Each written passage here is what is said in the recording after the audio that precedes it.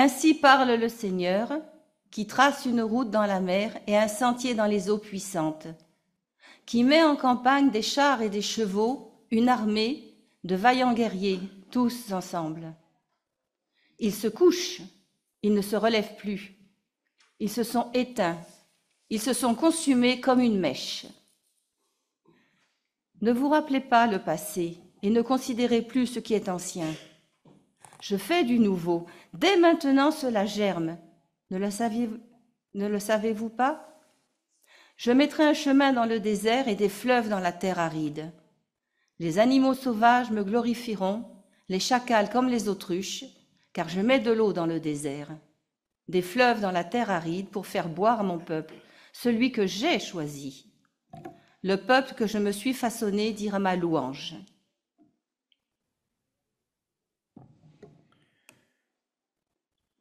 Chères sœurs, chers frères, chers aumôniers, chères visiteuses et visiteurs, quand Dieu parle par la bouche d'Ésaïe, il ne se contente jamais de nous donner une belle image. Il intervient dans une situation historique concrète.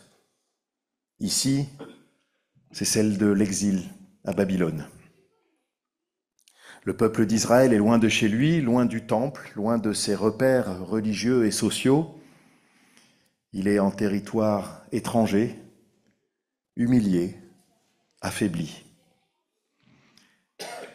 Et c'est dans ce contexte que Dieu parle, non pas pour rappeler à l'ordre, mais pour réouvrir un horizon. Et réouvrir un horizon, ça fait toute la différence. Dieu n'adresse pas un reproche. Il offre une parole de relèvement, une parole qui fait respirer à nouveau. Et cette parole commence par une reconnaissance de ce qui a été. Je vous le rappelle, ainsi parle le Seigneur qui trace une route dans la mer. Oui, Dieu rappelle l'Exode, cet acte fondateur de libération. Mais aussitôt après, il dit « Ne vous rappelez pas le passé et ne considérez plus ce qui est ancien. » Dieu n'est pas prisonnier de son passé ni du nôtre. Dieu ne nie pas ce qu'il a fait, il ne renie pas l'histoire de son peuple, mais il ne s'y enferme pas non plus. Il n'est pas le gardien d'un musée sacré. Il est le créateur en mouvement qui fait du neuf aujourd'hui, ici. Il nous apprend à travers Ésaïe une chose fondamentale. Le passé ne nous définit pas totalement. Ni celui de notre vie, ni celui de nos échecs, ni même celui de nos victoires. Et c'est une parole précieuse pour les aumôniers et visiteurs d'hôpitaux, et pour celles et ceux qu'ils rencontrent. Combien de patients se vivent comme résumés à leur passé. Leur maladie réveille parfois tout ce qui n'a pas été pardonné, guéri, exprimé. On se dit, c'est trop tard. Et pourtant Dieu dit, je fais du nouveau. Dieu n'efface pas notre passé, il le transcende. Il ouvre à une réalité plus grande, plus vaste que ce que nous croyons possible. Et les aumôniers sont souvent les premiers à croire pour l'autre, quand celui-ci ou celle-ci n'en a plus la force. Les premiers à poser cette question presque murmurée, ne le savez-vous pas? Ne le reconnais-tu pas? Ce germe, cette parole, cette lueur. Le mot qui revient ici avec force, c'est le désert. Le désert, un lieu de solitude, d'égarement, mais aussi bibliquement le lieu de la rencontre. C'est dans le désert que Dieu parle, qu'il guide, qu'il renouvelle son alliance. Dieu ne dit pas ici « je vais vous faire sortir du désert ». Il dit je mettrai un chemin dans le désert. Il n'annule pas le lieu de l'épreuve, il y trace un passage. C'est une nuance essentielle. Dieu n'est pas un magicien qui fait disparaître la souffrance. Il est présent à l'intérieur même de nos traversées. Et c'est cela aussi l'aumônerie d'hôpital. Vous ne retirez pas les malades de leur épreuve. Vous y tracez un chemin. Par votre écoute, votre prière, votre regard sans jugement, vous ouvrez une brèche d'espérance. Vous devenez, comme Dieu ici, des traceurs de passage. Pas des redresseurs, mais des passeurs. Et ce que vous offrez n'est pas spectaculaire, c'est souvent quelque chose de minuscule, une présence, un silence habité, une bénédiction sur un front brûlant. Mais ce minuscule, Dieu le dit lui-même, cela germe. Il y a là une dynamique, une vie en croissance, même dans le désert, même dans la nuit. Un détail encore dans notre lecture ne doit pas nous échapper.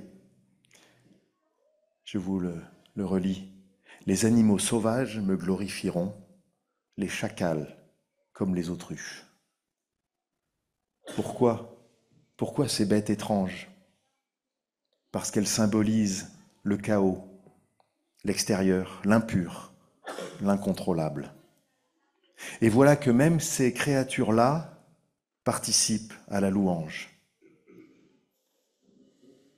Il me semble que cela signifie que rien n'est exclu du renouveau que Dieu opère, pas même ce que nous considérons comme indigne ou trop loin ou irrécupérable. Dans l'hôpital aussi, Dieu est à l'œuvre, au-delà des catégories visibles. La personne confuse, en fin de vie, celle qui ne parle plus ou ne croit plus, celle qui semble hors d'atteinte, elles aussi peuvent glorifier Dieu. Non par des mots peut-être, mais par le simple fait qu'elles existent encore sous son regard, qu'elles reçoivent un peu d'eau dans leur désert, qu'elles sont visitées, touchées, reconnues. C'est une grande espérance que vous portez, vous les aumôniers et visiteurs. Vous nous rappelez que personne n'est hors de portée du Dieu vivant. Et ce passage du livre d'Ésaïe que nous avons lu se termine par la louange de tout un peuple. Non pas une louange décorative ou joyeusement naïve, mais une louange qui naît du désert, une louange forgée dans l'épreuve, une louange de peuple façonné.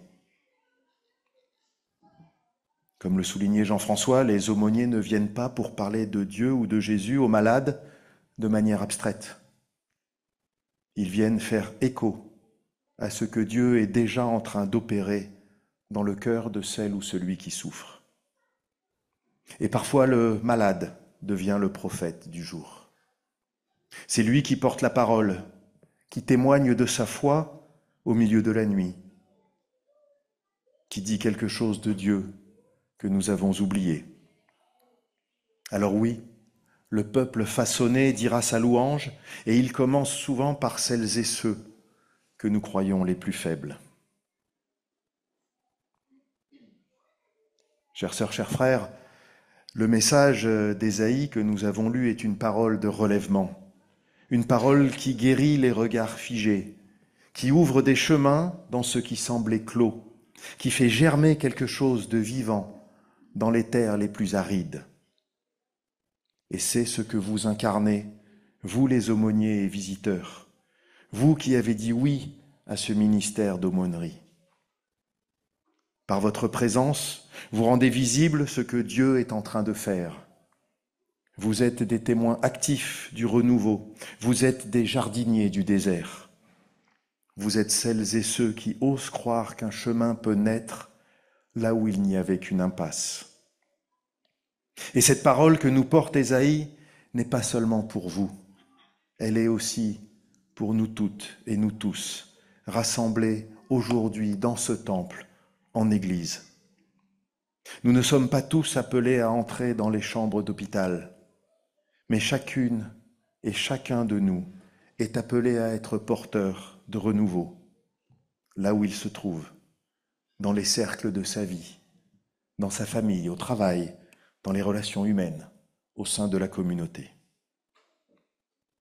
L'Église aussi peut être une source dans le désert, un lieu où l'on apprend à reconnaître les signes de Dieu dans les petits recommencements. Une communauté où on apprend à ne pas rester prisonnier du passé, mais accueillir le présent comme une terre fertile. Peut-être que ce matin, tu vis toi-même dans un désert. Peut-être que tu as perdu l'espérance ou que ton regard est fixé en arrière. Alors, cette parole est pour toi aussi. Je fais du nouveau, dès maintenant.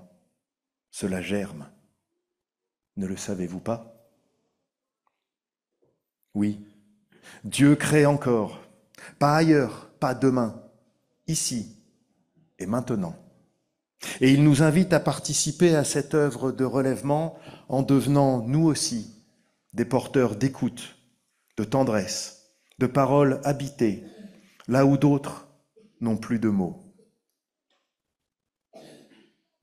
Alors, que l'Esprit ouvre nos yeux et nos cœurs pour discerner les chemins que Dieu trace dans nos déserts et pour devenir chacune et chacun à notre place des témoins humbles et joyeux de ce renouvellement, de ce renouveau et de l'espérance qu'il nous offre.